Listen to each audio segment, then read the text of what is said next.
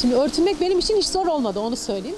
Ya benim için çok kolay oldu ama şimdi imtihanım örtündükten sonra başladı. İşte çevre, şimdi şöyle bir şey. Şimdi siz nefsinizi yeniyorsunuz. Şeytan artık sizinle baş edemiyor. Bu sefer şeytan ne yapıyor? Karşıdaki kişinin içine girerek size geliyor. Karşıdaki kişiye diyor ki git şuna söyle ki hiç güzel olmamışsın. Git şuna de ki işte ne acelen vardı, işte belli bir yaştan sonra girerdin tesettüre. Ya da şuna söyle ki işte ne kadar çirkinsin, ya da şuna söyle ki sen bundan sonra iş bulamayacaksın, ya da eşin seni beğenmeyecek gibi şeytan karşı tarafın içine girerek sizlere geliyor.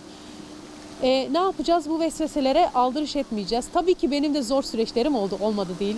Benim de kendime ait imtihanlarım oldu ama Allah Azze ve Celle yardım etti. Yani o aşk kalbinize düştükten sonra, Allah aşkı, Allah Azze ve Celle yolunuzu hepsini açıyor. Yani ne eş buna engel olabiliyor, ne kayınvalide, ne arkadaş, hiç kimse engel olamıyor. Siz sadece böyle dimdik bir yolda ilerlerseniz Allah Azze ve Celle yardım ediyor.